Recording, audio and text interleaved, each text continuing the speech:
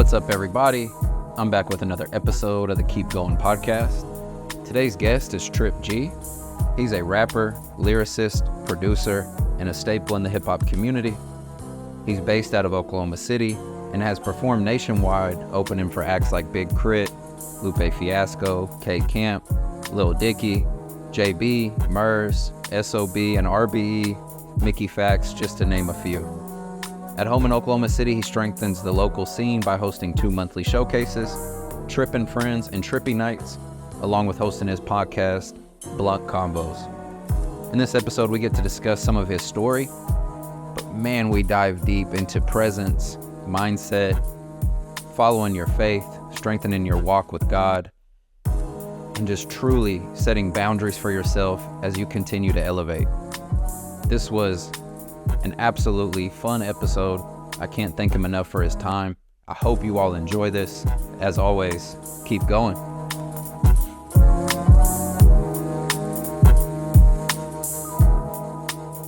I appreciate your time and game. Absolutely. But thanks for coming on. Man, thank you for having me, bro. Yeah, man. It's interesting how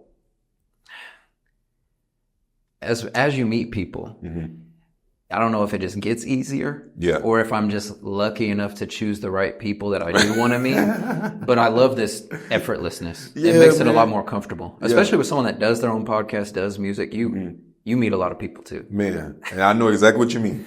I think it is that it gets easier, but then another part that you get around the right people, man. Like I could have pulled up and like, all right, man, what is he about to ask me? What is the thing? And it's like, no, man. When I have a seat, bro, about to get started, I'm like, all right, cool, man. Let's get it going. You feel me? Get comfortable. Yeah, man. I know. That's why I'd asked you. I was like, do you want to do it at my spot or yours? Some people are comfortable in their own space. So that's the beauty of the setup. We were kind of talking off the pod about the technical side. Yeah. That's the beauty of having a minimal setup is that when you are doing it, I can just pop up.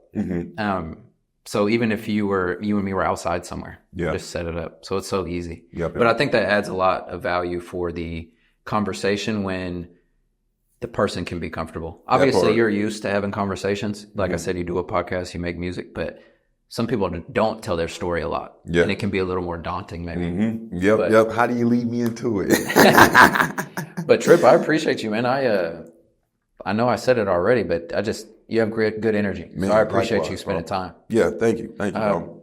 For the listeners and for myself, because I've kept up with you since we talked about connecting with Ricky B, but kind of explain to me your journey with music, your podcast, kind of what you do, and then we'll dive into some stories and things like that. So, man, I am Oklahoma City, Oklahoma, bred and raised, and I started rapping around like 14. Locked in with my big cousin, Bam, and DJ Reaper. And those were the two guys that really like molded me and showed me like the game, showed me like how shit works here in the city. And like just also the politics in the industry itself. 15, I dropped my first mixtape and it's been ongoing ever since, man. 15. Yeah, I still got the hard copies and everything. You were handing them out at school? Hell yeah. Some $5 mixtapes, man. Yes. So I started off with that and then like around 20, we'll take a leap into it, but like around, I dropped music in between that time, but 20 was like a big change for me. I used to go by Young Trey, and then my big cousin who actually brought me into the game, shout out to Bim, he had got locked up, and like I had to put on my big boy pants. It was like, all right, let me see how to do this shit. So also shout out to my OG Reap, man. Both of those guys are my OGs, but Reap, he really stepped in and like took me under his wing when it was like crunch time. So at the age of 20, I have a 2-year-old daughter. No. I have my daughter at 20. So I have a newly daughter. She's probably like 5 months in. My cousin get booked. And it's kind of like, shit, what do I do? Like I just had this whole team of support that was helping me and backing me. And now it's just me.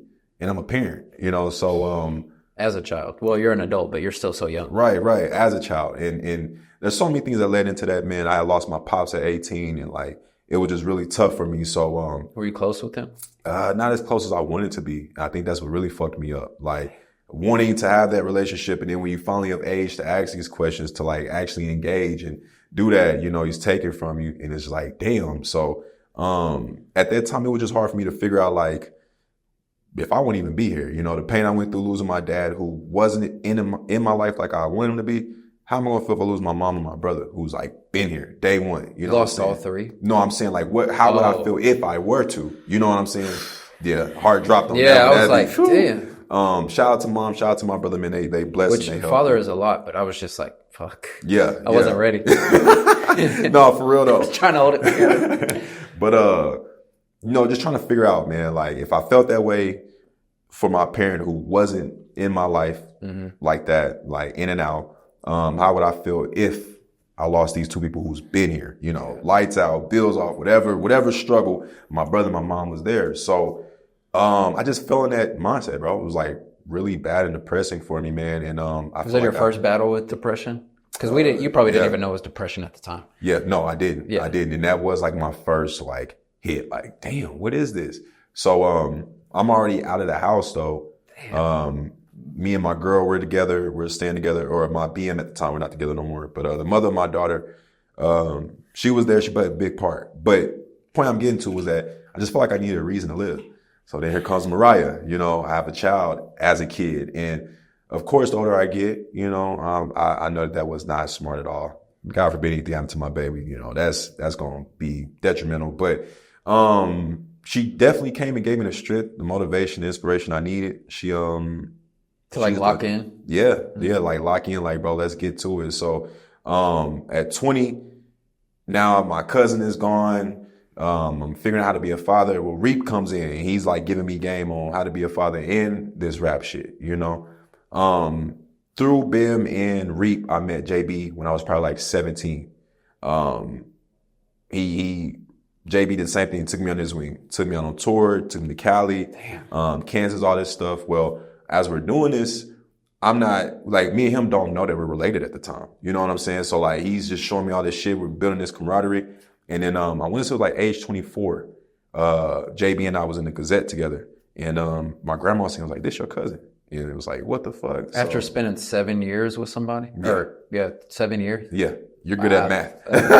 But yeah, about 7 years spent with him, like, did not know. And, we happened to be related on my dad's side. It was my, dad's mom that where saw the distance was. Yeah. Yeah. So, it was crazy as fuck. It was like, wow, man. But, real quick, I'm not trying to interrupt. That is crazy that you can get all that selfless love, like in game, and then find out your family. Like that's probably the best type of foundation. Man, it is because I will say like for Jay, man, I feel for him tremendously.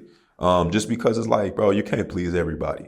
And he does a lot. And there's people that have a good view on him, people that don't. You know what I'm saying? I get it, man. Nobody's perfect, but it's the fact that somebody is willing to be put out there and they're going to take the hits however they take them. So like for me, you know, I don't step into people's businesses because I understand like if someone has wronged you and you feel away, but at the same time, it's like, I can't help not but to defend them when people was bashing or talking shit. And it's just like, that's not the character I feel like he's trying to give out. You know what I'm saying? That's not legit. So yeah, when you say that, man, like he didn't have to teach me and show me all that shit early on. And then like when we found out that we were cousins, it was like, oh, this is even better. Cause that was a time where me and JB had friction. We had fell out, you know what I'm saying? And, this is why we were cousins too, when we were aware of this. Like we had that feud and it just kind of came down to like, man, what's more important is this bullshit or like family? And like, to me, I just stand on family. So yeah, I don't care about any opportunities. I don't care about what he can and cannot do for me as Trip G, bro. Just be my big cousin. You know what I'm saying? Like that's all I ask. And anything else that comes with that, I mean, that's a blessing. I fucks with it. That's gay. But, it is a good foundation because it don't feel like he was doing anything for me because I'm family. It was more of a respect of my craft and my skill. And I can take that instead of it being like, oh, well, that's just your cousin. So that's why he did that for you. And looked, I was like, no, I had to work for this, bro. And then find out that we are cousins. It's like, oh, what's up, kinfolk? Yeah. You know, so it just made everything more smooth on that end too, man. But it's interesting too, like the maturity aspect of having a relationship with somebody. And I had to learn this is like, you can't let other people's view influence yours. Man. That doesn't mean like you have relationships with terrible people that are like bad humans, but you want to hang out. Like, no. Right. But certain people like JB or anybody, any of your connections, even each other in this conversation. Yeah. There's probably people that have a view of you or a view of me. But I think as I've grown older, I've learned to just like focus on what connection me and that person have. That part. Because you can't, like you said, you can't please everybody, and you can't, I saw something where they said don't judge people on their worst mistakes, and there's just so many things you have to take into account. So it's a nice moment for you to grow with him, have the fallout, circle back, but then be able to stand like 10 toes on not allowing any disrespect or anything like that either. Right. Because that is important. Like, whether it's, I'm just naming people now, but like Ricky, or we talked about Name Brand, or Barrett, or any of those people, like there's other people that may have an outlook. Yeah. And I think it's really special to have conversations so you build a real understanding. That part, man. Especially when you were 20, having to dig deep and then having the resource. I think that's what shows it's meant to be. Like, you took the risk, but you were putting in the constant work. And I know the music industry has to be so tough. Man, it's draining as fuck, man. And like a big thing too, highlighting on that is like, you know, what I got to learn in that situation with Jay, even when I was upset at him, he didn't like not make me feel like I wasn't validated with how I felt. And I appreciate that. But the thing is like, I just appreciate the fact that I was young. I was going through all of that shit. I was dealing with that. And, you know, the older I get, you realize people don't have time and energy for that, you know? So me being immature in my emotions and feelings about things that could have been handled with a conversation, but instead it went into me yelling and, you know, spazzing out and not being able to express it. I appreciate the grace that was extended after that. You know what I'm saying? As far as like 22, 21-year-old me to 31-year-old me. It's like, man, I've learned a lot, you know, and you can really tell when like it's a maturity thing or if that's like somebody's heart. You know what I'm saying? Like, what do you mean? Like, for instance, if I was bitter or mad or upset at him because of an opportunity or something, you can tell that based off that person's heart. But if you're just immature, you don't understand the game, you don't understand how politics and stuff work, then it's like, oh, okay. Now that I have the experience, I see why you made that move. I did that. Right. But if I was to step in and now have the experience and be like, but I'm still mad at you because you didn't, it's like, what was your intentions? You know, what are you upset about? Is it out of, you know, is it an immature thing and you just don't understand it? Or is it that there's this bitterness in your heart, truly, and when you're around me, you can't stand it? You know, so now you're feeling this way, these emotions come out. That happens a lot. And I appreciate him for like allowing time to go and him seeing truly where my heart is. You know, I don't want anything else another man has in this world. I'm pretty blessed. You know, I'm rich in my faith, my happiness, all of that. So I don't look at another man and say, oh man, I want that. And it could come off like that if you're immature. You know what I'm saying? It's like, I don't want what you have. I just want that opportunity because I felt like that would elevate me. When it's like, that wasn't your time, you know? Yeah, so that's true.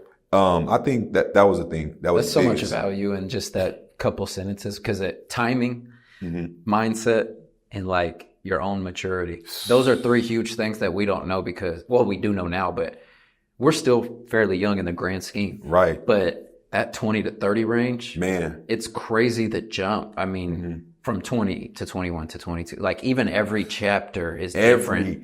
Every chapter, bro. And I mean, I am 9 albums in. That's so crazy. 3 EPs in, 30 music videos. Shout out to Dano Productions, man. That's my best friend. 3rd grade, right? 3rd grade. And we've shot these videos and we started at like the age of 19, you know, and I haven't stopped. We just keep shooting. And I feel like that's probably one of the most important things with any craft. Yeah. Is the consistency. We were talking about like burnout with podcasting and stuff. Right. It's like you have to find a way to pour into your craft consistently. And yes. if that doesn't mean that you don't have like peaks and valleys where it's going up and down, but like always some type of consistency. That part. And you're almost at 20 years. Yeah. 16. Crazy to think. 16 right now, man. And 16 years. Wow. It's like I take it every day. You know, I'm a student to the game. I learn as much as I can because I realize like even though I've done it for so long, I'm still young. There's still so much shit I don't know. Yeah. So my advantage is that I did start off very early and I have been able to acquire this much game at this point. And make those mistakes. Yeah. Because there's artists that's our age, they're looking for a deal. They're looking to get signed. They're still doing all the antics. They're doing all the stuff to put themselves in position to be signed to a label. And if you don't understand by now that like ownership, 100% ownership is the way to go, like nobody can explain that to you. I would rather have my 5,000 followers, get my 100 soul likes, and I own all of my shit, opposed to signing to a label or anyone and like they own a part of all this stuff that I've created. They own this creativity, and it's cool, but it's like, to me, that's not satisfying. That organic growth and that organic community, man, is very important. Because like you said, it can be 100 likes, but if you're signed to someone and it's 10 million likes, and it's like, but I'm not getting the same return. And not just monetarily, just like the interaction. Yes, even from a spiritual sense, like you're selling out like that in you, and you're not getting that full satisfaction from it. And like I noticed like that for myself, like, okay, you can give all this game, I can put myself out there to be signed, I can do all this, man, but like, what brings me joy? Me, not Trip G, Santre. What brings me joy when I do music and like making people dance, traveling the world, touring, meeting new people, making connections. That shit is dope to me. I can do that without a label. I can do all the stuff I'm doing without, a label, without somebody fronting me this money and I have to pay back or going through all these different contracts and all that. If the opportunity is good for me, I'm willing to do like a distribution deal, but like signing out and like just throwing myself into that mainstream life and all that, man, like, that's not what I do this for. Yeah. And it was like always a thing in the music industry for me looking from the outside. Mm-hmm. But I think one of the first people that were not mainstream, but independent was like Chance the Rapper. Yeah. And I remember when, what is that, Acid Rap? Yeah. Came out and he was always talking about it. And there was other music artists as well. Mm-hmm. But that's when I think I was mature enough to know what he meant. Yeah. And then it became like the normal. And then there's yourself that's been doing it so long, or like Jabee, or all these people that have been doing it so long. And you realize that the ownership route, whether it's music, business, any commodity, man, that's the way to really build that leverage. Yeah. Yeah. You were speaking of like what makes you happy. Mm-hmm. Were you like the kid that always was doing music? So you're like freestyling with your friends type thing? Yeah. And I was that guy. Were you always good? No. Okay. Fuck no. Bro, there's like, when you're young in high school, there's so many people that rap. Yeah. And then there's usually like one or two that are like actually good. Yeah. I'll tell you a funny story. Yeah. You'll laugh at this. Not me. So don't, not me. I'll tell you two things. One of my good friends, his name's Andre. Mm-hmm. I don't know why he said this, but he almost made it to where I believed it, but I just wouldn't give in. Mm-hmm. Anytime we were around people and they were freestyling, he would always joke and be like, yeah, but when it's just me and Zach, like he's really the man. And he would like hype it up to where these people really thought that.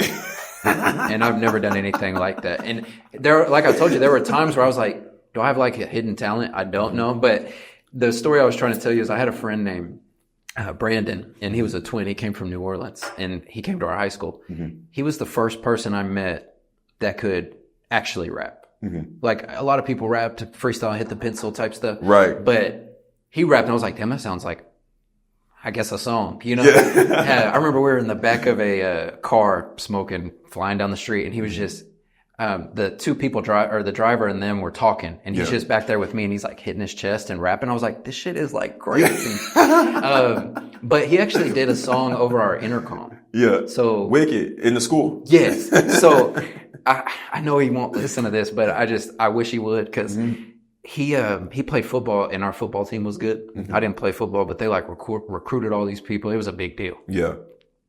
The day they were going to like some championship game, he came on the intercom when they're supposed to do announcements, and he rapped for like 3 minutes. Wow. And it was like a South MURS style song. And I was like, this is actually like legendary. That's some shit. It was actually crazy. So like, even though you weren't good all the time, were you better than the other people, or did you just put in more work? I put in the work.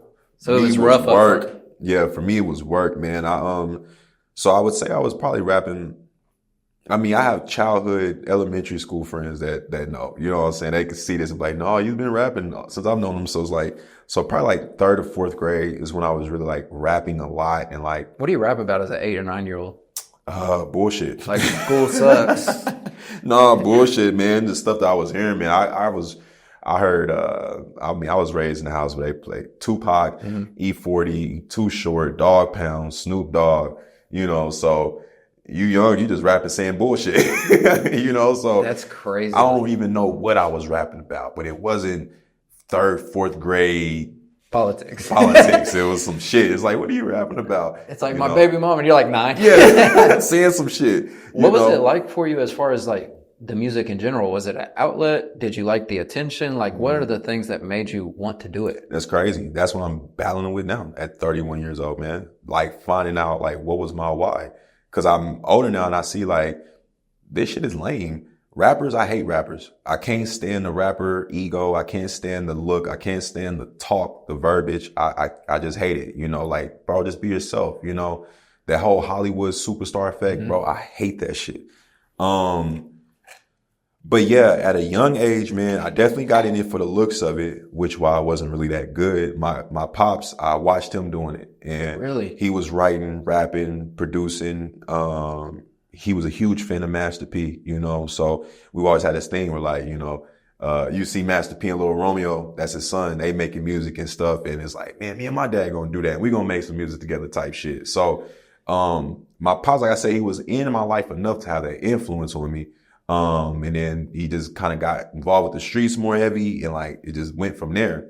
But, early on, yeah, I saw my pops, he was rapping, recording, producing, just doing all the cool shit, man, writing everything. And hearing the music, I'm like, I love that energy. I love that look.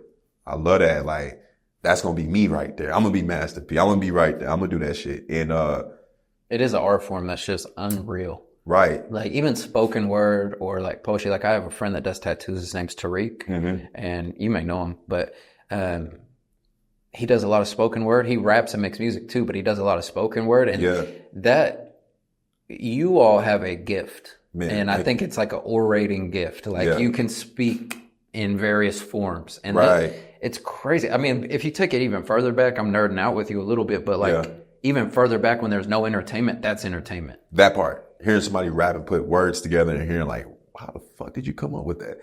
So what do you think makes you like, not unique, but what do you think your style of music is? Like I know you say rapper, but like what is your, I wouldn't what do you say see? trapper. I would say more like a what lane would you put? Like I wouldn't even say like a street artist neither, man. Like what lane would you put? Like a Currency, Wiz Khalifa, lifestyle rapper. I would say I'm more of a lifestyle rapper. Okay. So my earlier projects, you hear a lot of the hurt and aggression, you know, fuck niggas, fuck bitches, all this shit. Storytelling. Right. And then like about like 25, 26, 27, that's when my ladies man phase started coming in. So now my music is more smoother, it's more player talk, it's more like, you know, hey, this is what we own. And then I would say now it's like all of that. It's like I'm giving you some streets. You're gonna get that because that's where I grew up from. Like my family, West Side 60s Crip, you know what I'm saying? And like there's a lot of, you know, politics and background on that. Also on my mom's side,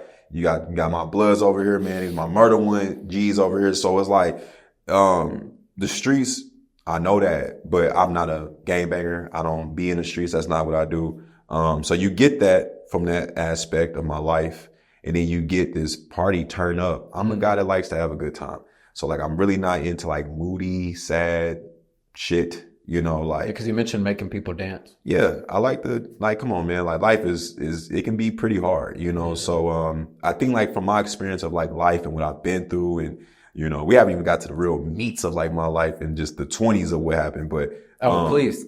Yeah. At any time. But, just that feeling is like, damn, I hate being moody. Like, to each his own. I don't like sad songs. I don't like being in a mood like that. It's like, man, let me, even if I'm down, it's like, let me hear something that's going to, you know, bring me up. So I try to bring that energy with my music. It's going to make you dance. It's going to make you want to tee up and turn up. And then, like, as far as the women's side goes, like, I try to keep a soft side for that. You know, like early, my music was bitch, this. And now it's more, hey, miss. You know what I'm saying? Stuff like that. So, big transition. Big transition, man. But that's a normal transition for you. Yeah. From like what you're telling me already. And I know you're going to dive deeper, but just the mindset growth. Yeah. Because then that pours into everything else. That part too. How you treat people. You want to be treated a certain way. Like you start building, what is it? What's that word? Boundaries. That part, man. Yeah. To the T, bro. I'm big on boundaries. I don't. I'm big on boundaries, man. But yeah, bro, process of dropping all these projects, getting to this point, I definitely want people to know or hear Santré in my music. I want y'all to hear the real. I don't want it to just be about, oh, I'm just popping shit. I got this. This is like, no, it's not that. It's not that, you know. I really want people to take that and run with it, but I'm also not here to try to like just enjoy the music and have fun, man. I'm not trying to give you no specific message. I'm not trying to be no role model to nobody. I'm not trying to little bro anyone. I'm not trying to do any of that, man. I just enjoy what I do, man. Do it. It's so relatable when it's that style though. Yeah. Like, doesn't mean you're always very knowledgeable in that particular situation, but you can understand from how they're telling it. And I think there's beauty in that. There's a lot, man. Because like music wise, it's such a range. I'm sure me and you listen to a huge range of music, but the people with a street background, whether it's rap or maybe some other form of music where they've been through the same things, one, it's relatable, but two, it's like, it is nice to be able to go on those journeys and see what's going on. Yeah. Like because you're getting context and you never know what like lessons you'll pick up. And then it applies to something totally different. Totally different, bro. Totally different, man. I have, so to get into more, like I was saying with the music, like my life, man, I had my daughter at 20. That alone was like, wake up, you know, not having a son, having a daughter. It was like, oh shit, like I gotta move differently. And then, me and the mother of my daughter, we were together for about 8 years. So like 15 to 23, we split. And then, you know, you don't really often hear too many times where the dad is walking away with the upper hand. And, in that situation, I was able to do that. And, I stood to the ground, man. I stood to my roots, bro. Like, I'm not leaving my daughter. I'm not putting anything over this. She wanted to leave. You can leave, but she's not leaving. She didn't ask to leave this place. I'm not, you know.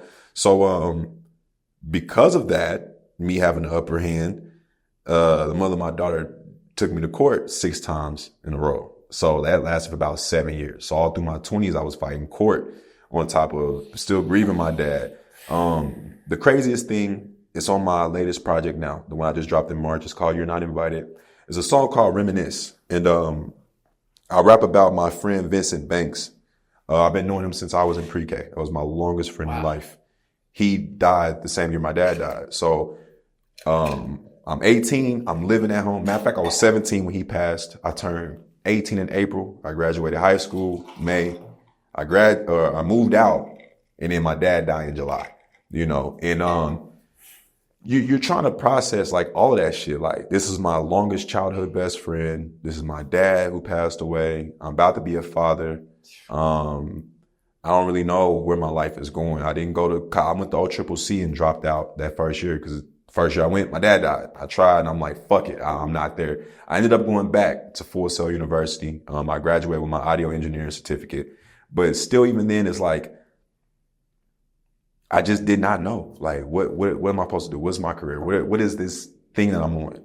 And, yeah, bro, 6-7 years in court fees, man, I probably spent 15, 18K, you know, that could have went towards something else. But, well, at least you kept your sanity. That part. Didn't go to negative vices to get through. And that was the thing, bro. Like, having that, just knowing that street background, knowing like, okay, these are the things. That's a lot of, so like, for me, man, I also have to deal with like, this is who I am, you know, dealing with the look of it. What do you mean?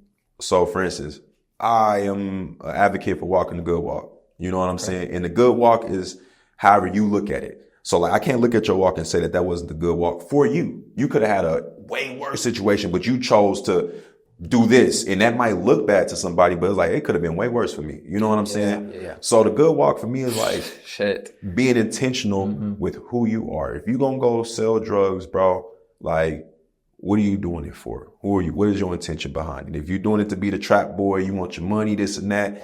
Hey, you know, to each his own. But like, I know hustlers that like really was struggling. Like, this is the way that they got to do. And the other way they could have done it was going to rob somebody. Well, I respect you for hustling and trying to get on your own instead of taking from somebody else who worked. So it's like, you can't determine what somebody's right or wrong when they're in that type of situation. You don't know their circumstance. You don't know, man. And, Yeah, bro. It was just a lot of situations I was like, man. You could have easily went left. Woo. And I think that knowledge of the streets or just like people that do more reckless things is if you're mature enough, you get to see like the consequences in front of you. Mm-hmm. So you start building that buffer. Because I was in the same lane where it's like, I obviously had some terrible mistakes, but it could have even went deeper. And you're like, wow, like it could have been worth it. And then obviously when you do mature, you look back at what you did do and you're like, that's terrible. But to think of like the people you were around or the things that they did, you're like, well, like you said, it's like the lesser of the two evils. Right. And that doesn't make it right. But like you said, you don't know someone's journey. I saw something where they're like, you don't know how far that person came to when you see him today. Because you may see someone and you're like, dang, he's such a nice guy, but like these habits are weird. It's like, yeah, but he almost got killed at 3 years old and then his dad died. Like there's all these things that can happen. Man, it's big. And it's like, so I have like I've been told like, you know, I kind of come off negative sometimes. And it's crazy to me because I'm a real bright person, truly. But there's things I stand on that go back to those boundaries. Mm-hmm. For me, I don't really network with a lot of artists in general, but like here in Oklahoma City, I'm not really big on fake love. Like I'd rather you get to know me for who I am and then let's work. But like if you're knowing me and meeting me as Trip G, I'm just a benefit to you. You know what I'm saying? However that is, however you want to work or whatever comes from it, from a beat, from podcasting, the show, whatever the case may be, you just know me as Trip G and you want to get to know me more.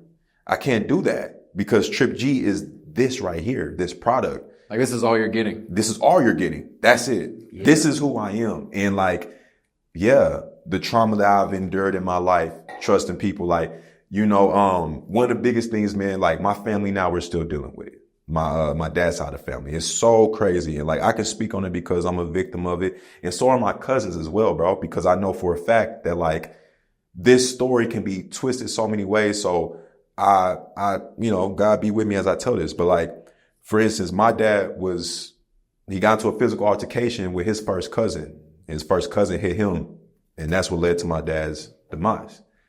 And those two were as close as me and my brother. You know, me and my brother 3 years apart.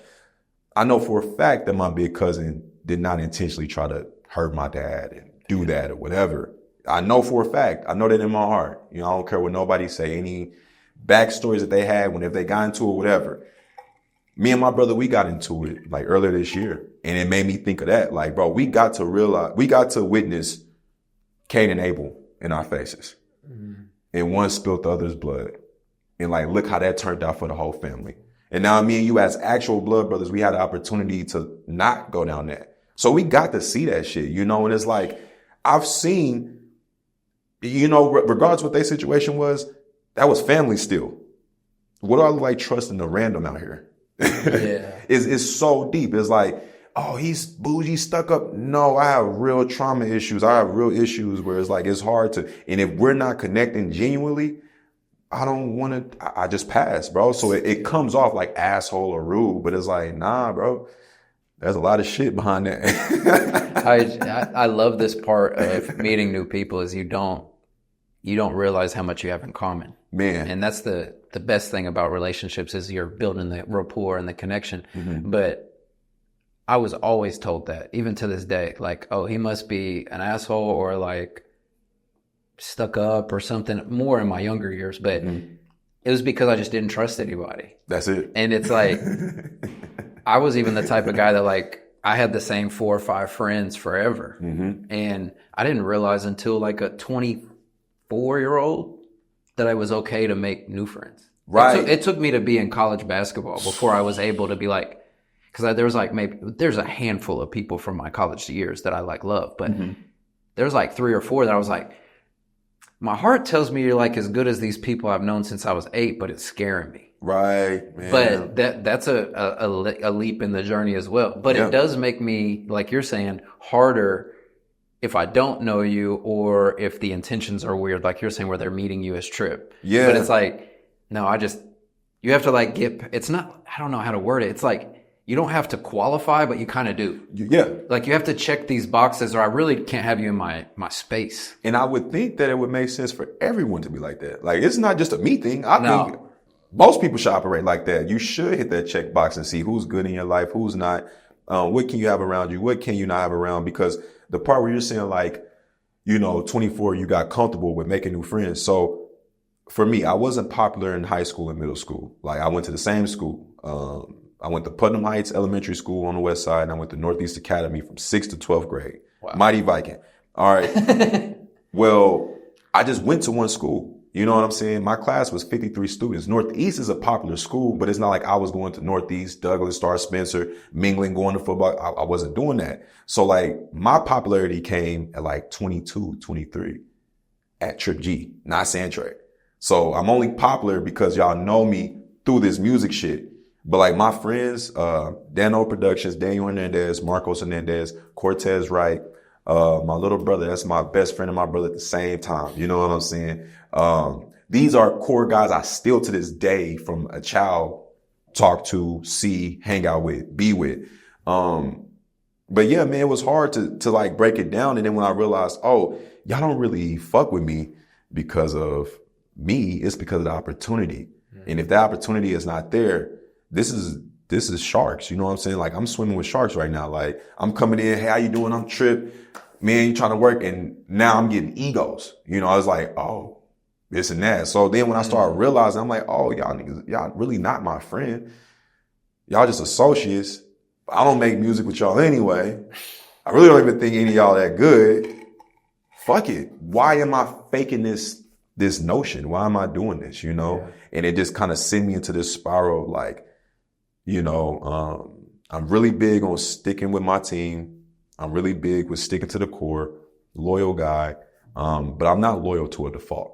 And I feel like that's where that shit plays in. So yeah, I think everybody should have a checklist. But it's also good that you, were aware enough to realize it at 22, 23. Man. And maybe it was having the lack of popularity in a sense from not mingling like you did in high school, but right. Just in general to realize it. Because there's a lot of people that, I see it in a lot of communities. And by communities, I mean like whether it's rappers or athletes or real estate or whatever. Yeah. Where there is a lot of the fake. And that's super weird to me. That's not the best description. My grandpa always said you need to have better vocab for words. And I'm like, that's just weird. That's just weird, man. That's subjective, but that's weird. Yeah. I have a lot of acquaintances, but I'd rather have a level of respect with the people and it goes back to what we were talking about with Jabee and those other folks. Yeah. Is I have a relationship with that person. Right. And I don't let any outside dictate that. Now, does that mean everybody's my best friend? No. Right. But like me and this person are very close individually. Yeah. And then this next person, even if they're friends, it's separate. And I think that's I think that's something that I didn't know was a blessing. And you saying it of how you're doing that is like, oh, okay. Maybe it was like a secret superpower to be able to differentiate between like the fakeness. Cause that always seemed like, to me, from my background, it seemed like risky and like unsafe. If I don't know them real well, like there's too many variables. What are we doing? Like there could be like altercation. There could be like robbery. There could be like behind your back. Like there's just too much for me. So like that's, especially in your industry, to know that, envy or things like that. So for you to be able to point out the two is very important. It saved me. It saved me for sure. It saved my mouth. It saved actions.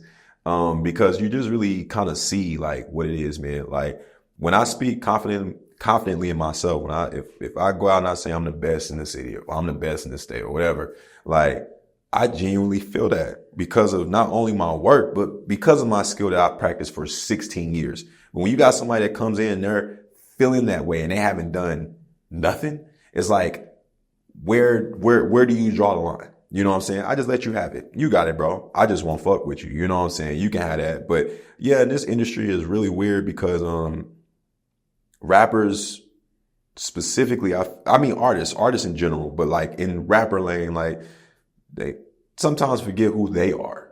You forget who you were, how you were raised, your morals, how you grew up, how you were taught. You feel me? I really grew up in the streets. Like being in that environment, but my mom was good with keeping us out of it. So no, I don't need to gangbang. I don't have no point to prove. I don't have to be a tough guy. I have not one tattoo on my body. I don't like pain. You feel me? But like, there's guys that'll go out here, blast up, tatted. They'll do all this shit for the image. Bro, how were you really raised? Because I know for a fact that like, I'm from here. So when I see how there's a few of them out here, man, but when you see the shit and you just can kind of move from it, it's like, oh, if they're doing this on a city, local level, what are they doing in Hollywood for real? What are they doing in the big leagues? Everybody is There's too many compromises. Too many. Like, I don't have no, like you said, boundaries. I don't have no boundaries. Like, oh, okay, yeah, I'll do that. Yep. Oh, okay, I'll do that. Yep. Okay, I'll do that. It's like, oh my gosh, you're just ripping little pieces off of yourself. Bro, and when does it stop? Mm-hmm. When does it stop? Till we see, an example of P. Diddy? You know what I'm saying? Like, I look at it crazy. Like, Tupac, I fucks with Tupac tough. I would say, like, my top, I don't really have, like rappers that inspire me, but I would say that influence, because my inspirations come from, like, life itself, and family. And if anything, Kobe Bryant was an inspiration to me, like. Mentality. Put in the work. Consistent. That's it. Be the best. But, like, when you talk about, like, rappers who influence, I would say, like, early influences, Pac, Lil Wayne, and like as of now, like Currency, Larry June, Young Dolph. Yep. Wiz was a huge favorite. You hear a lot of Wiz in my earlier shit. Like, it's crazy. Those years were. This is gonna come off wrong. I don't mean the impact. Yeah. I don't mean the impact because like Tupac and Biggie in the 90s or something. Right. But for 30 to 35-year-olds today, mm-hmm. when Wiz was coming out with like Kush and Orange Juice. That was like an unreal time. Man, you couldn't tell me nothing different. That was a unreal time. Like, you couldn't tell me nothing different. And just so I'm not misunderstood, like I don't mean like the cultural impact, but like me and you can go back there instantly. Like you're like, oh, hotbox in a car with the music playing, like, bro. I'm like, yeah. So, real quick on Tupac, did you listen to the double disc, the America's Most Wanted? Were you in the CD era? Hell yeah. All Eyes on Me. Oh, that's what it was. Not America's Most Wanted. That's the best. That's the best. Top 5 album to me of all time. That's the best. That motherfucker's crazy, bro. Like the 2 discs. I was just like, with the you eyes mean when on I'm the side? done, I get the other one? Like, oh God. It was crazy. That's my mom and my crazy. sister would ride around to that. Yeah. And then the next one would be like, what's the other one? It wasn't rap. It was like Red Hot Chili Peppers. Yeah. And then it was like Offspring.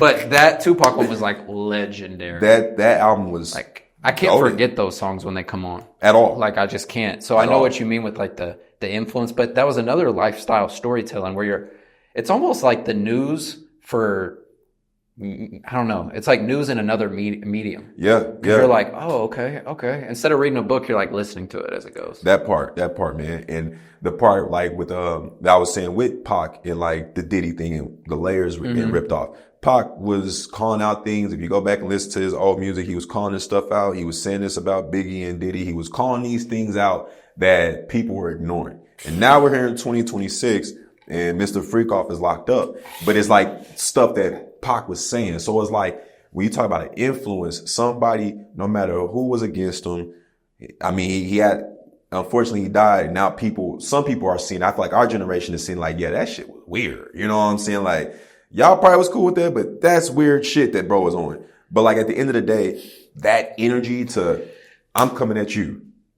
That's it. I'm gonna die by my respect. That right there. That's a big thing. That's huge to me, and a lot of artists, they gotta fake it. I mean, of course, I've heard stories about, Pac being a certain way, this and that, whatever.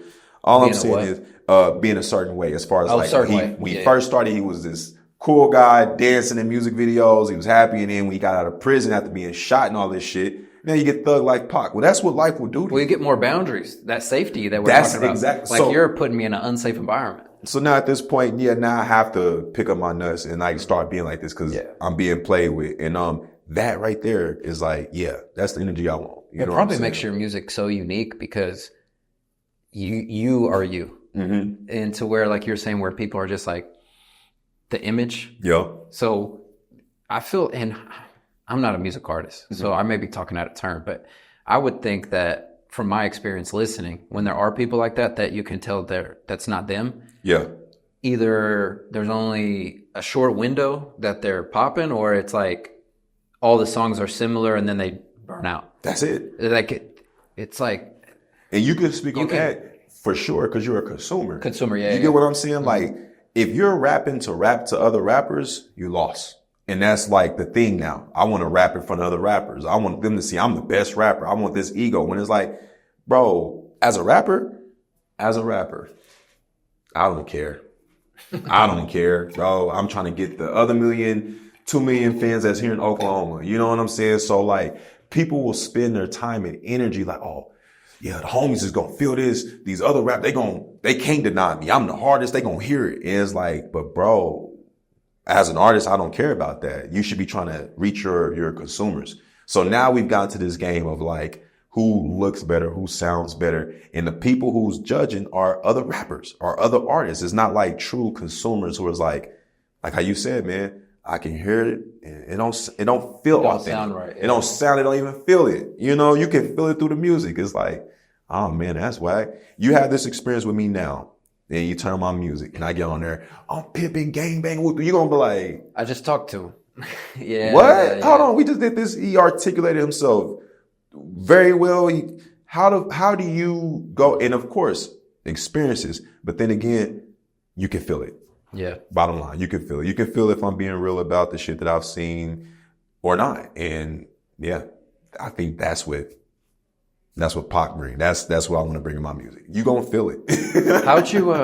How'd you stay so positive and consistent from 20 to 30 when you're dealing with just having the kid, losing your father, but the court stuff? Yeah. Because that's gonna always feel like a downhill battle where you're like, I think I'm moving the right direction, and then this. Yeah. Like, how did you not just like veer off from the craft? God. Yeah, expand on that a little bit. Were you always faithful? Was it starting to apply to your life? Yeah. So when I lost my dad, I lost faith. The way I was raised, man, Baptist, real. Your parent is God in the household. You know what I'm saying? What they say, they have their twist on it, and that's like how you being raised. So it's like we had our experience in church every Sunday, but outside of Sunday, there wasn't no Bible studies, there was no prayer, there was no actual learning of the word or any stability when it comes to your spiritual faith. I'm not saying religion. I'm talking about like you and your understanding with your creator.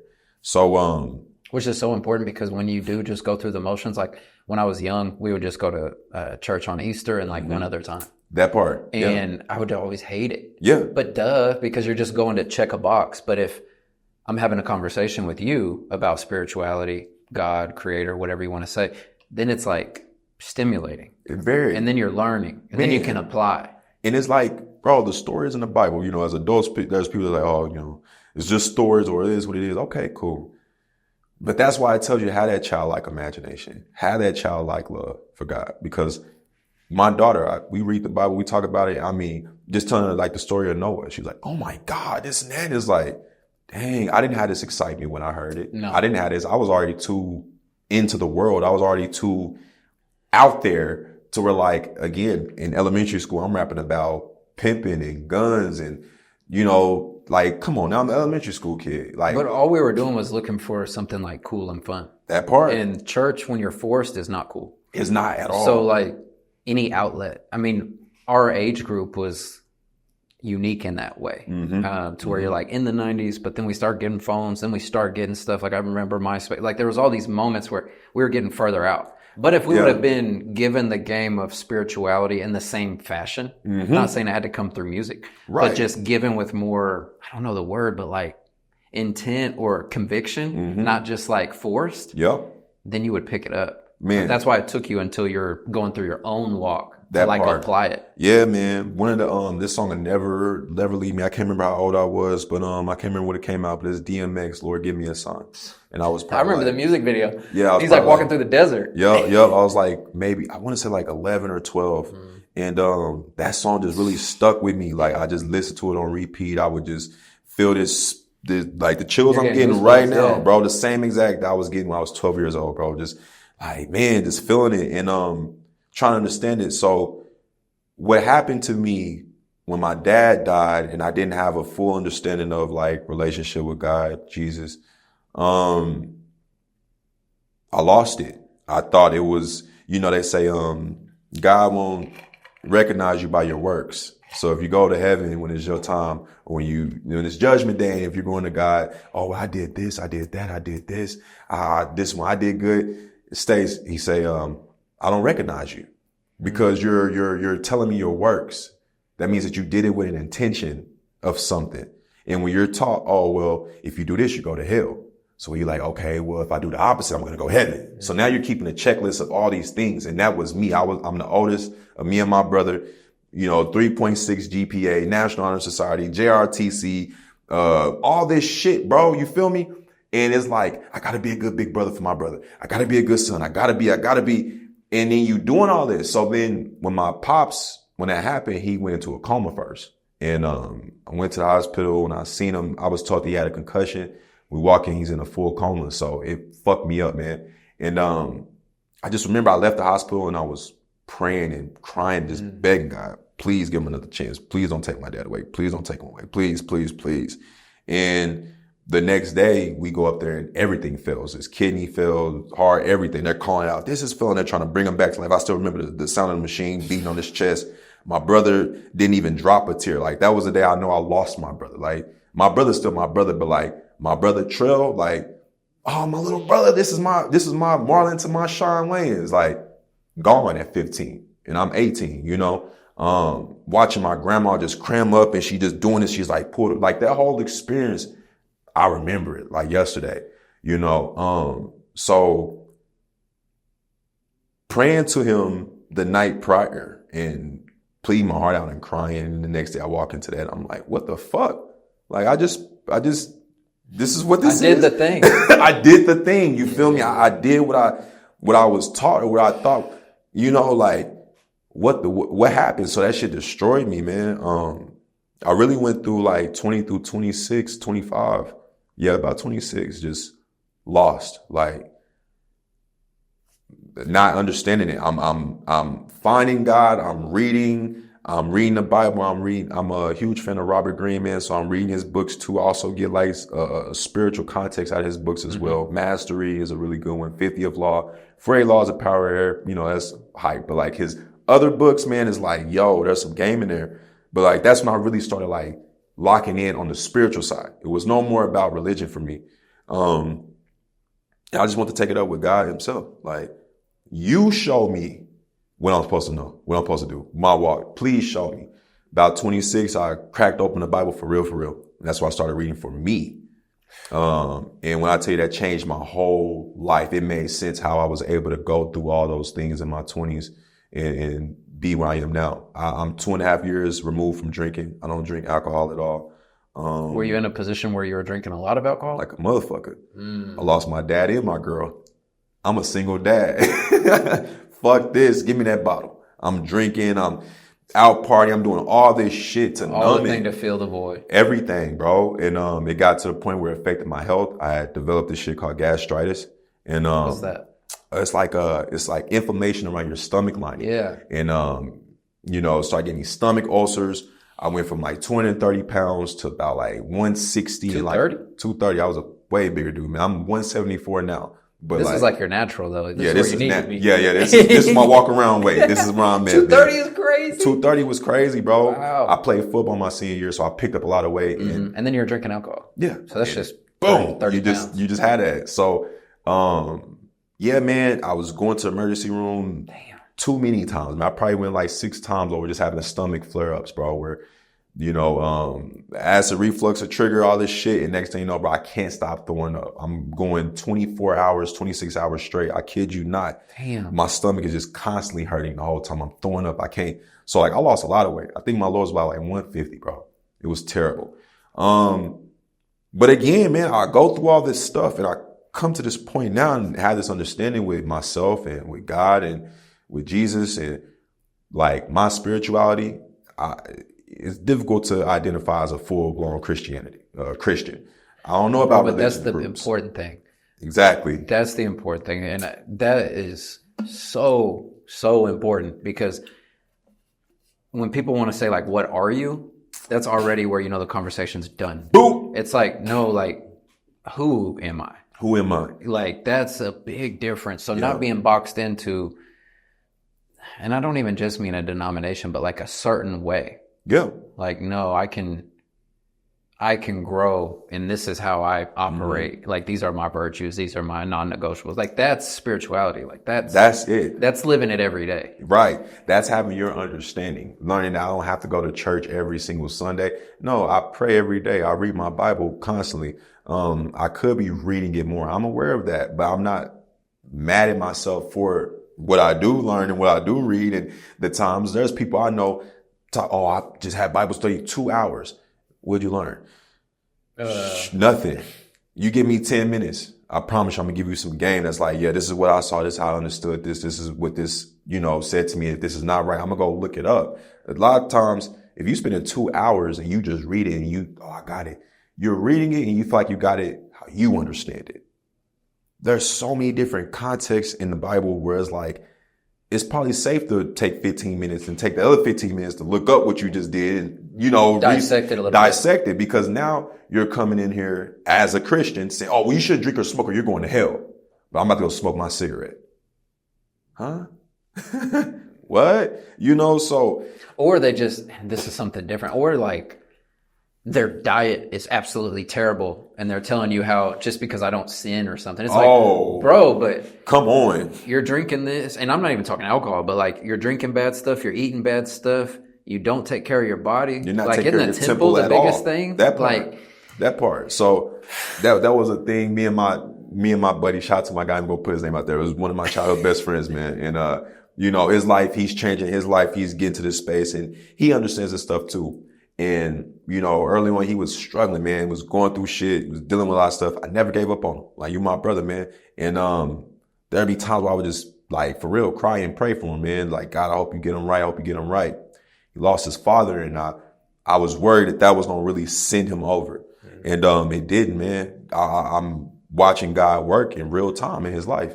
So we have a conversation. This is one of my buddies. He drink, smoke, he did other types of drugs, everything. All I do is weed, shrooms here and there, bro. That's it for me. I've never been a pill popper. I don't do all of that, so. I was always scared of it being too strong or something. You feel me? I'm like, at least if you're smoking, you can like stop. Yeah. But if you all are just popping stuff, that seems super scary. That doesn't mean I haven't made my mistakes. Like, I'm not right. But that was always like scary. But you get what I'm saying. Yeah. You don't judge nobody for it. So I'm like, I don't, do what you do, bro. I never turn my back on you. So we had this specific conversation. He's like sober of everything now. Proud of him. I'm like, hell yeah, man. I'm like, I've been sober, a little Cali sober. And he's like, well, what's stopping you from letting go of this? And I'm just like, man, honestly, man, it helps me create. I can do this and that. He was like, but God gave that to you. You don't need that. I'm like, oh, you've elevated now. Now you're hitting me with this game. And I was like, well, to answer your question, I just don't want to stop there. If this is how we're going about it, I'm just not ready to stop, And I just had to relate it. Like, imagine if I was saying those things to you when you was doing all of that stuff. And all I was doing was smoking weed. Imagine if I was saying that. He was like, damn, you're right. I'm like, that's the part about this. True Christians, true connection with Jesus Christ. You can look at that and see like, okay, well, yeah, I'm smoking. So who am I to tell? Let me just pray for you. And that's what I did. And now seeing him go through his path, now it's like, okay, now we're here, bro. Yeah, you've elevated in this area. But next, are you able to look at what somebody else is doing, just pray for him and walk away and still love him? Or do you have to, hey, you should stop. Hey, you should, because that's where this whole thing goes wrong. You're telling me how I got to be, we have two totally different lives. That's where it goes back to like that judgment and that boxing in. That part, man. So you're doing good, but you should do this. It's like, no. We're not going down a list of what you do and what I do. Cause it could go so many ways. Like I've had people tell me things, like I go back to diet cause that's the easiest one for me. Mm-hmm. Or they know every TV show. So like they tell me how I should live, but then they can tell me every season of every show that's out. It's like, bro, don't tell me nothing. Come on. Do your own thing then. That's it. Like if you can't control your diet or like your intake, your mental diet, please don't tell me any written in stone rules that I'm supposed to be on. Come on, man. Yeah. That diet weakness is the same thing as a drug weakness or anything. Like if you're not strong enough to discipline yourself and watch your temple go to where it's going, to each his own. I don't judge nobody, but man, come on now. Like there has to be these things. And that's why I feel like the Bible, it sheds light on that, like taking care of your temple, your body, because what are you doing? So yeah, bro, all in all, man, I was able to sustain through it all, man, just through God and like really reading the Bible for myself, really getting my own understanding, not living how I was raised to live. And with the drinking, when you hit that point with the gastritis, did you just cold turkey? You're like, no? No, man, I was still going. It was really hard for me. It was one of them, I'm fucked up. Oh God, if you just stop. And then next week, I can do a little bit. I can do the gluten-free one. I can do sake. I can do this and that. I can, you're trying to find these different lanes of doing stuff. And it's just like, at that point, like, just stop. So when I first got gastritis, it was probably like 22, 23 years old. Yeah. Okay. And then, I'm 31, so I stopped drinking around late 28, going into 29. What improvements or changes have you seen?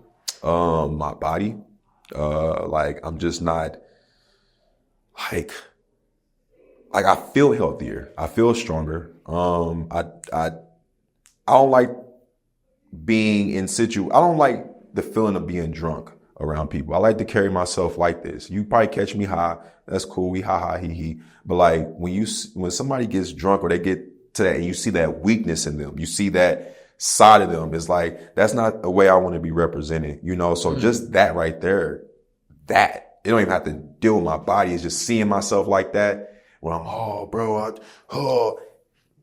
to be like that. Yeah, man. Or expectations. You're like, I'm not even complete. I'm not. I can't be out here sloppy. And that's the thing that I think listeners will hear and they're like, oh yeah, I don't want to look sloppy in front of anyone either. It's like, no.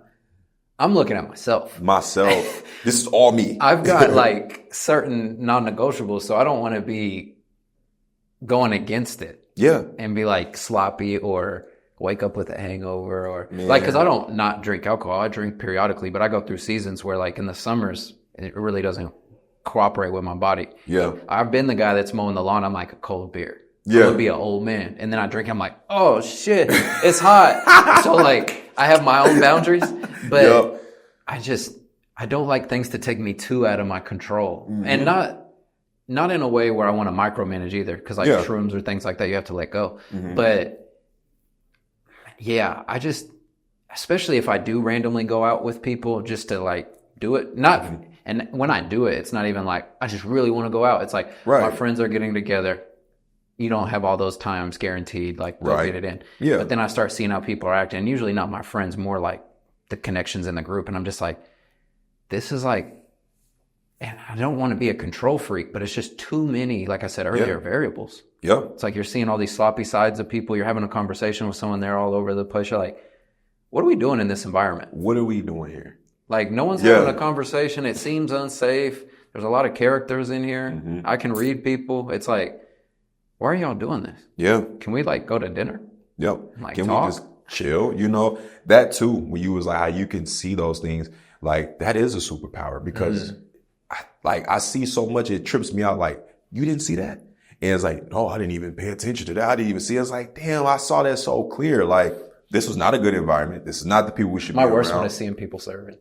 Serving, yeah. Serving, bro. Yeah. Like, my eyes can't not see it. So then I'm just fucked. I'm like, what is going on? I thought all these people were normal. Right. Yeah. And it goes back to upbringing, but it's just so hilarious because it's like, it instantly, it's not that I'm in like a veil, but like I'm in the situation. Yeah. And then something like that catches my eye and the veil's gone. That I'm part. Like, I remember these I can't areas. unsee it. I can't be in this environment. I remember these. Yeah, man. So I know what you mean. Yeah, man. But the seeing it and not someone else seeing it, or it's normal. Mm-hmm. And I don't mean that's a bad thing.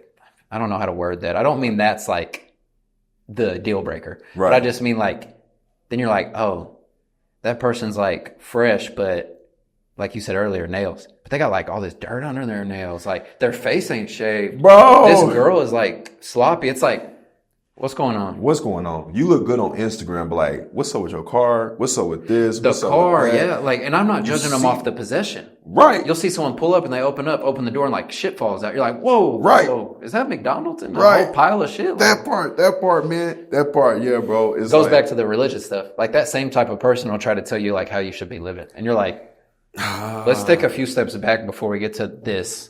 Right. We still need to talk about like how me and you can just communicate. We're at step -5. We're not up here I don't know, bro. Yeah, man. Yeah. So that you get more selective as you grow. You do, especially with someone like yourself that's had exposure to too much. Mm-hmm. And I don't mean that in a way like it wasn't helpful for your story, but it's too like, much.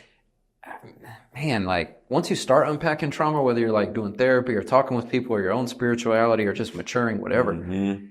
you really have to be like, okay, but that just wasn't okay. And for some reason, that sometimes is hard. Bro. You're like, that situation wasn't okay. But you try to like numb everything.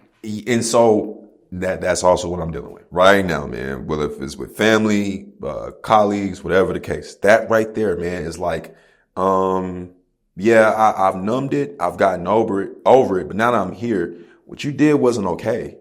That was not okay. And like, I would like to address that. And I would hope that there's a space for that, because what people mess up and like what people get twisted is like, okay, if I disrespect you now, right? But you're oblivious to it. Like it didn't affect you like how it would affect someone else. So you just like, you just laugh it off. Cool. Right. Years come down, but like me and you were still rocking. We're still locked in though. It's not like a one-time thing where I disrespected you from here, I left, and then that was it. No, we still locked in. We chopping, kicking it, everything. And then something happened in your life where you realize, damn, people been doing me like, and bro, you did me like this too. So now you want to address it. There should still be space for that because we're still interacting with each other. There should be space for like, hey, bro, you remember that one time? It shouldn't be, damn, you still over that? It's like, nah, I'm not over that. Like, I'm not over that actually, but like, I'm not still on that in a negative way. Right. It's just like, it's real. Right. It's real. It's something that bothered me and we're still interacting. It's not like you disrespected me and we just went separate ways and I just had to swallow it and just like, all right, fuck it.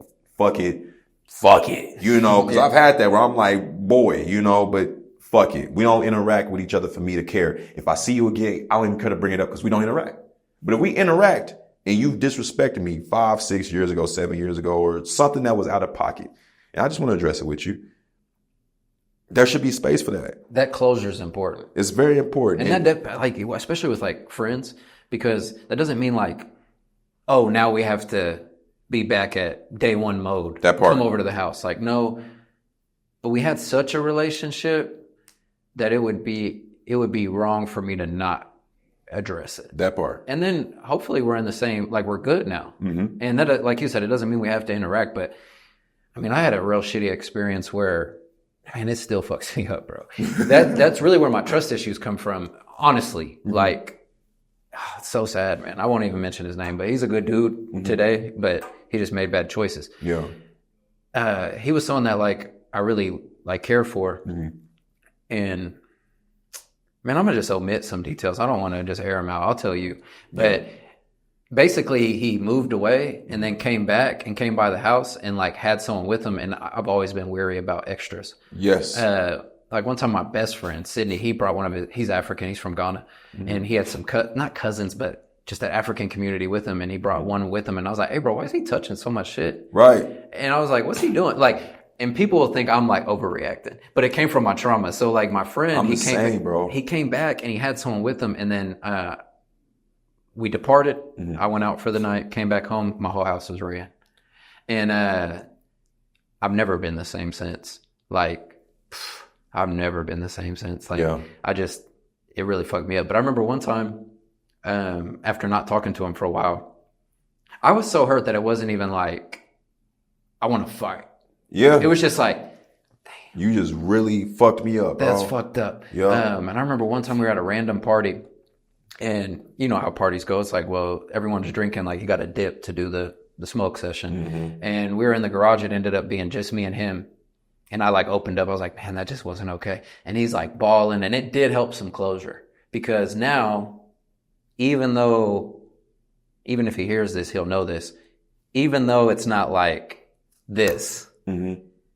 it is in a sense from the closure, you know, like we have a sense of closure where when we interact on social media or something, there can be some love. Right. But it came from being able to address it because like some things are just like, and you're talking disrespect, whatever level of that, it's just not okay. Yeah. Yeah. And my wife helped me a lot with that, really. Mm-hmm. She was like cutting certain people off in her life or we'd meet new people and they'd do one thing and she's like, nope. And I'm like, done. Huh.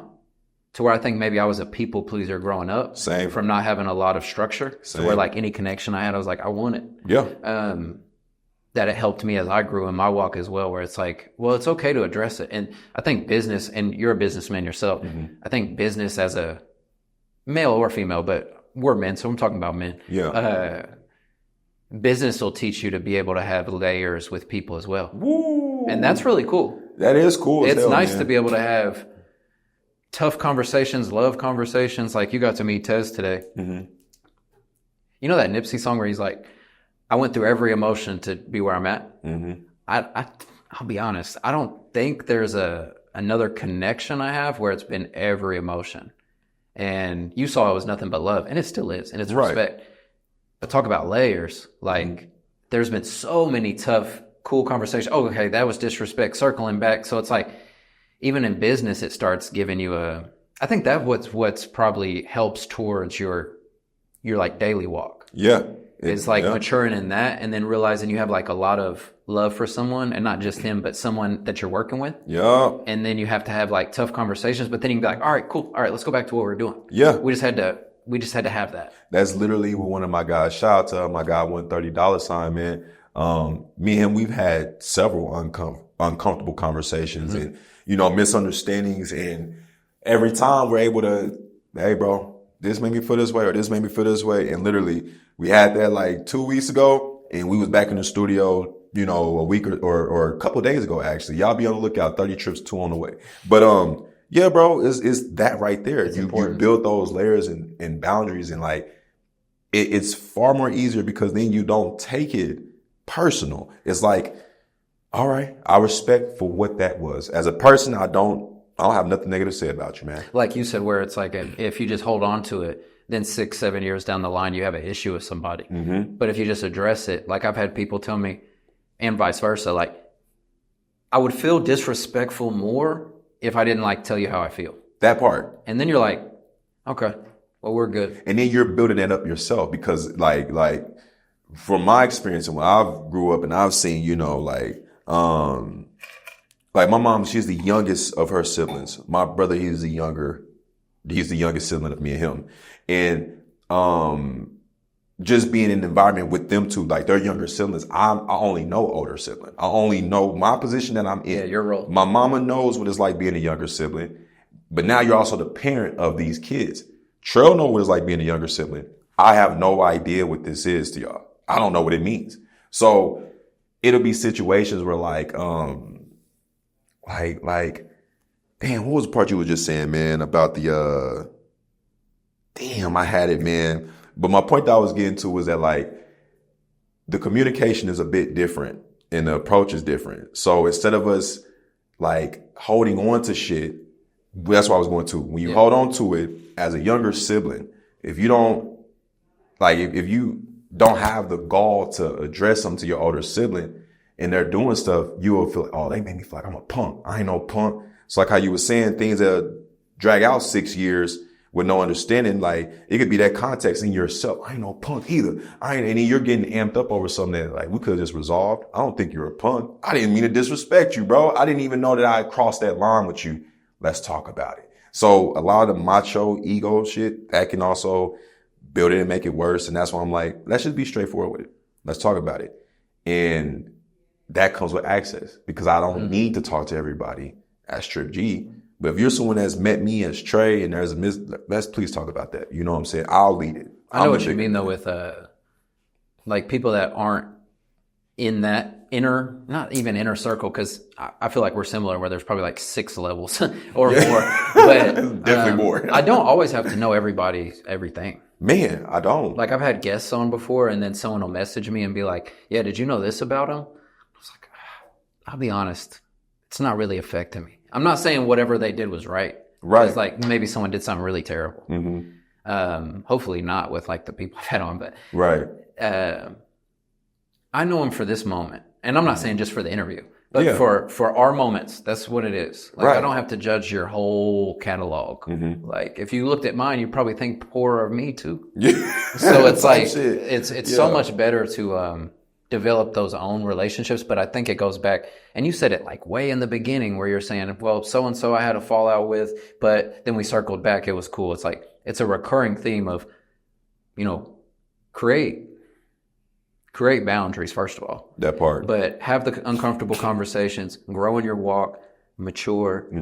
And I just have to say the boundaries, like set your own standard. Man. And then just live by that. And then, like you said now, because you're in such a more positive space, you don't drink, father your kid, work through so much depression. Yeah, man. And didn't even realize it. You don't realize it till you're like past it. We're like, that was depression? Like, damn, that's what that was? Like, I didn't know that smoking till like I passed out and just eating bad food and all this. Like, I didn't know I was feeling all this negativity. Like, you mask it. You're like, yeah, but I was just eating whatever I wanted and like drinking all the time. And like, I'll see a clip where me and my friend are like drinking a lot. And I'm like, I thought that was okay. I didn't even know I was hurt then. I didn't even realize that. No, in the moment I was like, this is what we do. Yep. Oh, we're going to a party or going to something normal. Like, not my worst thing. Like, obviously it's such a long list. But when I look back and realize that I just wasn't happy with my life, is I used to be a shoe store guy. That was like all I did from, I think 19 to like 24. So like Finish Line, shit like that. Yeah. I would drive to work and stop at this Starbucks on the way, which I boycott anything like that now. It's all local, fresh, single origin shit. Sorry to get on my tangent, but I just don't fuck with Starbucks. Yeah. And I would get just a black coffee and then get up to my job and then reach in my console, grab some Hennessy or some dark liquor, pour it in my coffee, go work, take a break, smoke, eat some bad food, come back, and like doing that as a routine. And then when I look back, I'm like, that was depression you didn't even know. You're like drinking during the day while you're working and you're playing basketball. Like, what's wrong with you? Come on now. So when I look back, I'm like, damn. Because in the moments, you're like wondering why stuff isn't working for you. Like, damn, why am I not getting enough playing time? Or why does this job suck? Like, you're like, yeah, but look at your daily habits. Yeah. Why am I so tired? Why am I always, why is my mind, when you was talking about like the differences, like I'm not as tired, man. My mind is, and mentally drained. You're not drained. Right. And the emotional feeling that comes behind alcohol and just all that shit. I'd rather deal with my emotions openly. Me too. Instead of just like getting drunk and then I'm spiraling, which luckily I wasn't really ever a spiral where I was just like, It's like, but you need to learn how to like deal with those things. You do. And it comes in various forms for people. Sometimes it's therapy, one-on-one. Sometimes it's groups. Sometimes it's just talking to your friend. But it's necessary to like feel tough emotions. It is, man. And when you were saying the part of, I want to highlight when you were saying like, you don't realize that you're going through something until after you're out of it. Just last year, I didn't realize that I was having panic attacks for the last 10, 12 years. I didn't know what that feeling was. So like, well, if I'm waking up in the middle of the night or like, I'm like, damn, why is it like I can't really breathe like that? Like my heart is pumping. Like, you know, of course I can hear from someone else. I'm like, oh, it's anxiety of all these things. You know, you hear this stuff, man. And, I had a counseling session last year and, I was just explaining to her, I'm like, man, I've been feeling like this for years. I'm just telling her like, you know, this feeling. She was like, are you aware you're having panic attacks? You're like, I thought I was just tripping. I'm like, you're like, you better get it together. What? And she was like, yeah. And she just started breaking all this stuff down with my body and like how I'm reacting and how things is triggering me and the nervous system and all this shit. And I'm just like, oh, fuck. So this whole time I've been dealing with this, but like, it's normal. Like, you know, I just have my spurs where I feel like I start feeling it. I'm feeling the blues. Shit is weighing heavy on me. I'm like, man, I'm in this mindset and I'm stuck for like 2 weeks. And it's like, okay, I see that part of it, but like it would be this thing what triggers it is like meeting people and they not be who they are. And then we fall out and there's like this, not attachment issue, but more so like, abandonment issue. Yeah. And that is from like 18, I lost my dad. Then I moved out. Me and my mama wasn't on good terms. So I was out here by myself. On top of that, my brother's the closest person to my life. When me and my mom were bumping heads, she wasn't allowing my brother to come over. You know, she was like, I don't know what your brother, like, as if you didn't raise me too. You know what I'm saying? But it's like, I don't know what your brother's on. You here at the house. We not seeing eye to eye. So now I'm away from my brother. I'm away from my mom. My dad is not here. And I'm just out here. And then it's like, damn, I'm about to have a kid. So I'm just going through all this shit and not realizing like, oh, and then when my BM left me, that triggered like my dad died. It felt like another death. It was like, damn, I'm going through this all over again. Especially after 8 years. Man, that was so rough for me. And I realized like, damn, those are those issues. And the only way I was able to get to this point is like I had to be alone. I had to be single. I had to stop lusting and doing all this extra shit, man. I had to stop it, and now it's like, I'm not perfect, but I'm able to look at other people issues or look at how they present themselves and say, oh, that has nothing to do with me. And I can walk away. So if I walk outside now, bitch ass, woo-doo-woo. All right, bro. All right, you got it. I hope you have a better day. I hope she get better for you, bro. You know what I'm saying? Because I know you're not even mad at me. You don't even know me.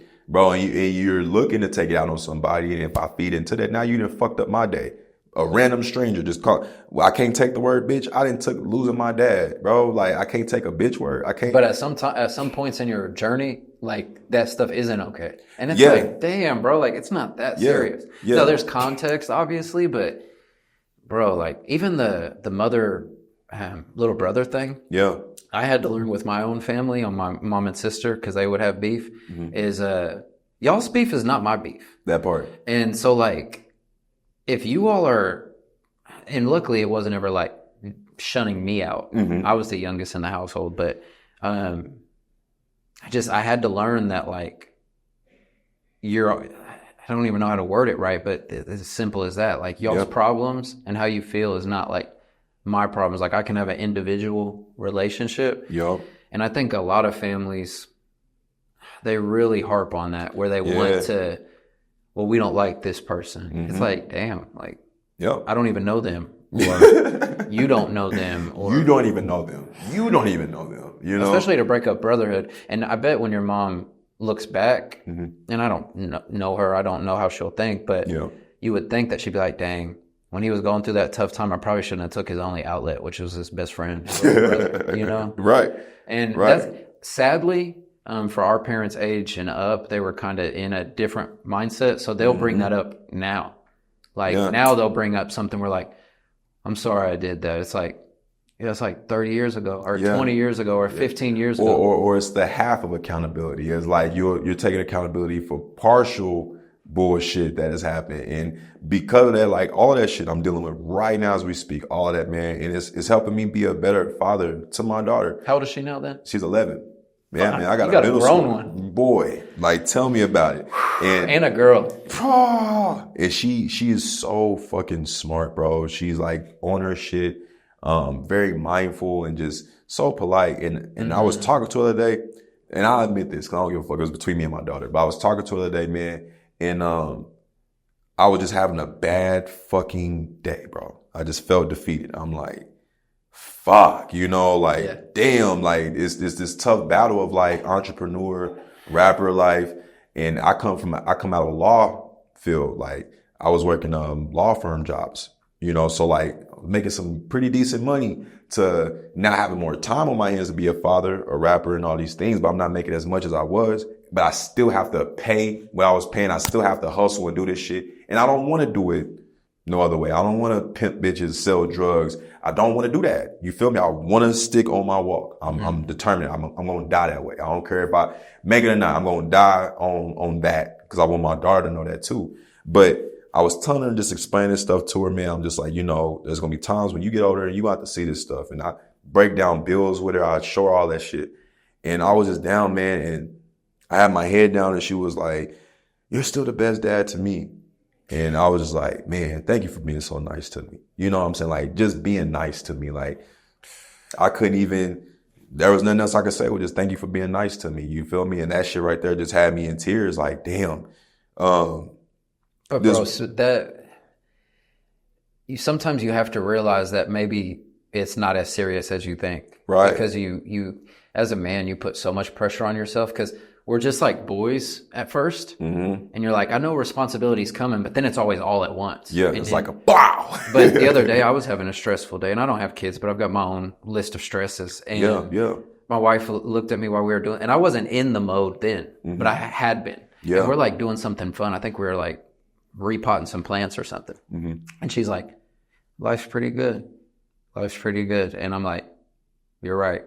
And not that I am a negative person, but I think I'm not a negative person, but I love recognizing positive things frequently. Yes. So Same, man. I like to reiterate when it's getting tough. Yes. Like when it's getting tough, I'm like, well, it's still good. Like it could be so much worse. But I think once you start acquiring some security, whether it's household, food, AC, a car, just normal stuff. Yeah. You start to like accidentally take things for granted when, even though you have all the stuff you dreamed of having, and I'm not meaning like monetarily, but the steps as an adult. Right. And then when you reach them, then you're like, yeah, but all this other shit. And it's like, bro, you did the like level 4 of the game. Yeah. You're just like, now you're in the next level. That's it. So it's scarier or more uncomfortable, but you're not 18 building from nothing. You've built something, and now you're just building more. So it's like, if it was always easy, then everyone would just go up all the ladder or all the steps. Yeah. It's like, oh, this is good. Yeah. And it's like, what is your easy? What is your difficult? You know what I'm saying? A lot of times people make things difficult on themselves. You know, I made things difficult on myself. I had a kid at 20. Now, did I know better? No, that's okay. But I can still take accountability. And nobody didn't sleep with my baby mama but me and had that child. You get what I'm saying? And that led to rough, hard, events happening. But again, it's like how you said, man, it's like I can look at them like, oh, I learned so much out of that. And this is what came. You know what I'm saying? And yeah, bro, having a daughter, 11-year-old daughter, and everything I went through, she grew up with me. I had her at 20. I'm 31. She's 11 now. It's like, and I was there, hands on. So she's seeing all of this shit, bro. She's seeing the stressed out dad who's going through court. She's seeing the young dad and all this bullshit, you know what I'm saying? Drinking. She's seen that. And now she sees this and is like completely different. I was scrawny when I first had her. So she knows her dad's being scrawny. And now they picked on somebody. She's like, Dad, what is going on? I'm like, yeah, you feel me? But it's just like seeing that experience, man, is like, okay, that's what keeps me going. That's what I'm going to keep striving for. I got somebody looking out, looking at me. And now it makes sense why you're here. Like how you said, when your wife said that to you and it took that moment for you to realize, like, yeah, like you just never know who God puts in your life and like their reason of being there. And how you treat that person will determine like how your life go. Man, I truly believe that. I believe that God put people in your life. And if you treat that person, whether positively or negatively, that's going to directly impact your life. Yep. And despite all the shit I've been through, I just keep planting the seed in my daughter. And that's what keeps me happy, man. Through court, I'm talking about, man, my baby mama has stole my car before, bro. Like the car you saw me pull in, man, that was not the car I had, bro. You feel me? I had some nice shit. I was woo, woo, woo. And that was an ego blow. Like, God, and it took some time to get over that too. I had 2017 car, motherfucking sunroof, leather seats, all of that. You would think like, oh, you just got a car. But to me and Trip G and all this shit, it's like, I'm whipping out in this motherfucker. So when she took that and I'm pulling up in this car, it's 2010. Like, at first it was hard, but now I love it. It's so much better. Smile on my face. What's up? You feel me? Dent on the side of the car, whatever. You feel me? Like, I'll take it. I don't care. It's not about what you riding in. It's the person that gets out of that car. Oh, yeah. And, but yeah, even bro. deeper than that, like, man, when you're younger, you just really think, well, not even younger, bro. Cause there's 40, 50, 60-year-olds that are really on some weird shit. Still on it. But, you just need to look at your own, like, and people are so worried about judgment. And it's like, man, like, hey, I really don't care. Like at the end of the day, who cares, man? Who cares, man? Like, be you, live how you live. Being connected with Jesus and a follower of Jesus Christ. I say that specifically because, like I said, Christianity, the religious groups, just all these groups, man. Especially, But anyways, I'm just saying all that to say, man, love your neighbor. Yeah. Love your neighbor as much as you would love yourself. Mm-hmm. Believe in yourself. Believe. I'm not going to be here to tell people, oh, believe in it. That's not my goal. But whatever you connect with, whatever, you feel me? I walk with Jesus. I don't know what other people walk with, but find you a connection and like stick with that, man, and be grounded and like love people and love yourself. That's the biggest thing, man. And that is, I don't feel like I can lose with that. I feel like that's what being a Christian is about. Like, yeah, you do what you do. I'm gonna pray for you. I still love you though. But going into somebody's life and trying to judge them, crack down on shit, whatever, I've just found so much peace when I just, hey, from afar. It's a lot more peaceful when you're worried about yourself. That part. In a healthy way. Yeah. Bro, I know we talked quite a bit off, but this was perfect. Man. I appreciate you. I don't know. I've never had a podcast where afterwards I didn't feel better. Yeah. And I appreciate the therapy and the building each other up, but also being real. Yeah, man. It's wonderful to meet people this way. Yes. I've been super blessed. And for you to be willing to come on the pod and just basically off of me asking you, but people saying, yeah, you should do it if you like it. He's cool. Yeah. And I think that goes a long way because a lot of guests that I've had on, it's my first time meeting them. And unless they're like super disconnected to where I don't know any mutual, there's always at least one. And they're like, yeah, well, so-and-so said you were good. So I trusted it. Yeah. And then it was fine. So just project wise, I know you mentioned some, but do you have anything that like you got coming up or anything you want to mention before we wrap up? For sure, man. I just dropped an album in March. It's called You're Not Invited. It has the single Tee Up on it. And that album is a really good project, man. I'm going into detail. Like I said, I talk about my childhood best friend. There's a verse in there. I'm talking about my mom. The last song I'm talking about like my whole upbringing from like my mom. She used to record me when I was little, from like the age of 3. So that's how I have like a lot of the backstory of my pops. But like he was there, you know. And growing up, I just see all the videos what I grew up on, what I listened to. So there's a song where I'm kind of like talking about that. I'm talking about my best friends and, you know, just the whole story of that. And there's a lot of good fun shit on there too. But it's called You're Not Invited. It's available on all streaming platforms, TripG, TRIPG. And there's also a music video out now for Tee Up on YouTube. You can get that too. Well, I know that we talked stories, obviously, about like when you started getting some success rapping and like building your catalog and all those things. Yeah. And I know there's a million stories we can go down. And next time we have you on, we'll do that. But for sure. That goes to my point of saying you can't be too scripted because you don't know where the conversation would go. And when we were talking this morning about meeting, there's no way we could have guessed that it was going to be about spiritual growth and boundaries. You know, so for you to be so vulnerable and open and just real, I know I say thank you. I know I say I appreciate it, but like soul to soul, like this is very beneficial. Man, so I appreciate you a lot. Absolutely, and man. The door's always open. Like I said, you're always welcome. I love to collaborate in any way that we can, but this was an amazing foundation. And if you ever need anything from me, it's always there. Likewise, brother. But thank you, bro, so much. I appreciate you a lot. And I'm definitely going to be on your line, man. We're going to get some action. Y'all going to see, we're going to get some action, man. This ain't about to be just a one-time thing, bro. I really, same thing you said, man. I'm blessed, bro. I'm blessed to be around good people and just, you know, God could have walked me into a place where I'm like, what's going on? But he doesn't do that, man. He tends to lead me where I need to go. And, I'm in a healing stage in my life. So this is what I needed to talk about. I don't know. Healing, this was intent. He wrote this. He knew what he was doing. I appreciate the trust to even open up because I know it's tough. And if we wouldn't have had work prior, we wouldn't be able to do this. Right. But luckily we're at a point because if it was years back, we would have just said we're both okay. Right. So I appreciate you being a good father and a good man. And we'll see you next time. Man, shut up. Oh yeah, last thing. Go ahead. Shout out to the home team. Shout out to Day Ones. This is our stuff right here.